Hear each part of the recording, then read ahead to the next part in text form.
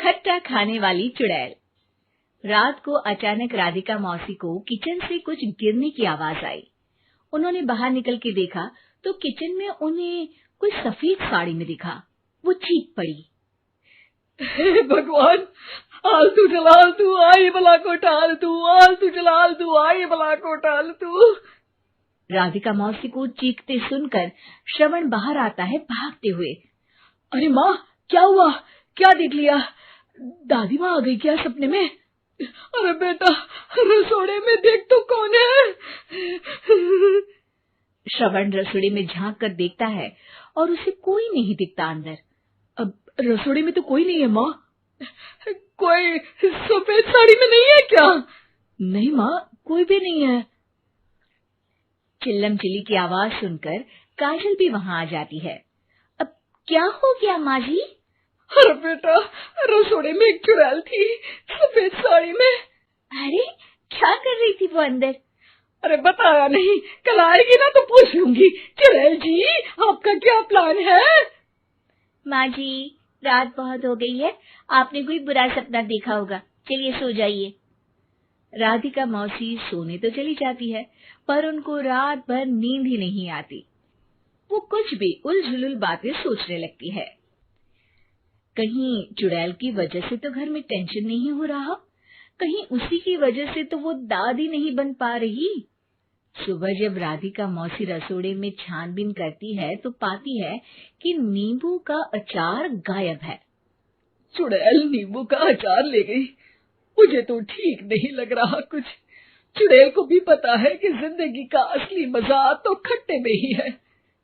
राधिका मौसी झट से श्रवण को फोन कर देती है। बेटा, मुझे समस्या समझ में आ गई है, हमें एक तांत्रिक की जरूरत है। अरे क्या बोल रही हो माँ, तांत्रिक की क्या जरूरत है? आप पूजा पाठ तो कर ही रही हो ना। आलतू जलालतू मंत्र सारे फालतू जैसे कुछ मंत्र पढ़ो, चली जाएगी अपने आप चुड़ैल। अरे नहीं बेटा, कभी चुड़ैल को कम नहीं समझते। अरे तुझे पता भी नहीं चलेगा कि कभी वो छल करके काजल की जगह घर की बहू खुद बन जाएगी। क्या माँ, कुछ भी बोल रही हो? कहाँ काजल और कहाँ चुड़ैल? वैसे एक बात बताओ, काजल को अगर गाने के लिए बोल देना तो चुड़ैल काजल की आवाज सुनकर घर तो क्या, धरती लोग छोड़कर चली जाएगी। तुम ना पढ़े लिखे बच्चे हर चीज को मजाक समझते हो। तुम रहने दो, मैं खुद ही तांत्रिक को बुला लेती हूँ। अच्छा सुन, शाम को इमली लेके आना। क्या है कि चटनी खाए बहुत दिन हो गए है ना। नहीं माँ, इमली तांत्रिक से ही मंगवा लो ना, आटा वगैरह भी उसी से पिसवा लेना। देखो मुझे काम करना है। श्रवण रात को कई तरह की सब्जियों के साथ माँ के कहने पे चटनी के लिए इमली भी ले आया था, लेकिन राधिका मौसी के दिमाग में अलग ही फिल्म चल रही थी। उन्हें अब सिर्फ शक ही नहीं यकीन होने लगा था कि शायद चुड़ैल ने श्रवण पर अपना जाल बिछा दिया था, जिस वजह से श्रवण उनकी बात ही नहीं मान रहा था। पर कोई नहीं, आने वाली रात में राधिका मौसी खुद तैयार हो गई चुड़ैल को पकड़ने के लिए। रुद्राक्ष की माला, तुलसी का पत्ता, हनुमान चालीसा सब हाथ के पास ही था, बस चुड़ैल का इंतजार था। और जैसा राधिका मौसी ने सोचा था वैसा ही हुआ। वो चुड़ैल उस रात भी आई, पर वो राधिका मौसी से तेज निकली और राधिका मौसी के उससे पकड़ने के पहले ही वो भाग खड़ी हुई। जरूर बहू पे साया है उस चुड़ैल का, तभी तो श्रवण के कमरे में गई है। और अगली सुबह राधिका मौसी पिछली रात हुए हमले में किन चीजों का नुकसान हुआ उसका हिसाब लगा रही थी। उनके खेमे से एक आम के अचार की शीशी भी गायब हो चुकी थी और वो इमली भी जो कल श्रवण लेकर आया था। राधिका मौसी इस बारे में सोच ही रही थी कि श्रवण जल्दी से रसोड़े में आकर दवाइयों की पोटली ढूंढने लगता है। अरे बेटा, क्या हो गया? अब माँ, वो काजल की तबीयत खराब है, बहुत घबराहट हो रही है उसे। हे भगवान, मैंने पहले ही कहा था कि तांत्रिक को बुला लेते हैं, पर नहीं। अब देखो, उस चुड़ैल ने काजल को अपने वश में करना शुरू भी कर दिया है। हालांकि श्रवण भूतों में विश्वास नहीं करता था, पर अब वो भी डर जाता है। और राजी हो जाता है एक तांत्रिक को बुलाने के लिए। कुछ ही घंटों में तांत्रिक आ जाते हैं और राधिका मौसी तांत्रिक जी को सब बता देती है। घोर संकट, घनघोर संकट, चुड़ैल को मारू जोर चाकट, ओम भट स्वाहा खटखा के आहा। अरे ये क्या मंत्र है? मेरे खुद के ओरिजिनल मंत्र है, कल रात को ही लिखे हैं, अच्छे लगे तो दाद चाहूंगा। एक और मंत्र सुनो। अर्ज किया है आब्राकडाब्रा, दिल्ली बम्बई आगरा, चंदा मामा सोवरले सुरन मामू जारा। ये मंत्र है?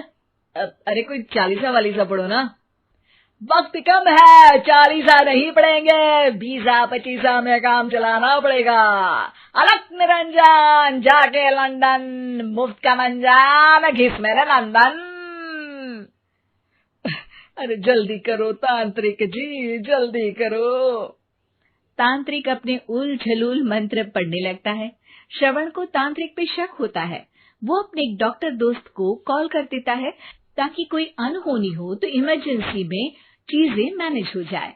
तांत्रिक धुनी रमाता है, जिसकी वजह से कमरे में काफी धुआं हो जाता है और जिसकी वजह से बहू की घबराहट बढ़ जाती है। अब भागेगी चुड़ैल। हाँ। बहू खांसते हुए धुएं से बचने के लिए बाहर चली जाती है। अरे भाग रही है, भाग रही है। पीछे पीछे श्रवण भी जाता है।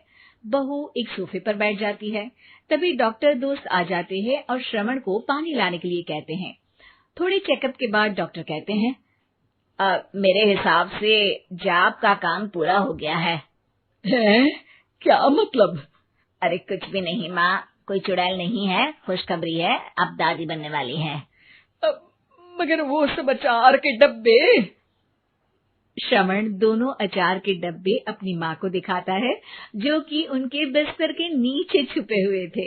आपने सही बोला था माँ, वो चुड़ैल काजल ही थी जो खट्टा खा रही थी। हमें कल ही पता चला, पर हमने आपको ये तांत्रिक वाला काम करने दिया ताकि आपको भरोसा हो जाए कि भूत वगैरह कुछ होता ही नहीं। अच्छा अच्छा, ये तो बड़ी खुशी की बात है। पर बेटा मुझे एक झाड़ू तो ला दे। क्यों माँ? ये तांत्रिक का भूत उतारती हूँ मैं। अब तांत्रिक राधा मौसी के डर से घर से भाग निकलता है और राधा मौसी उसके पीछे भागती है। अरे संकट ये घनघोर है, तांत्रिक मुआ चोर है।